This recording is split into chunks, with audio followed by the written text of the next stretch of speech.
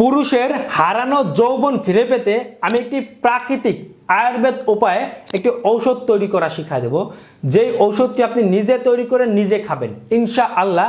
যারা অতীতে অতিরিক্ত পরিমাণে বদ অভ্যাসে লিপ্ত ছিল, হারানো যৌবন ফিরে পেতে চাই, বিয়ের সিদ্ধান্ত নিতে চাই, নিজের মধ্যে সবল পুরুষ হতে চাই এবং পাতলাকে গাঢ় করতে চাই, সে সকল পুরুষদের জন্য দুর্দান্ত ফলাফল দিবে।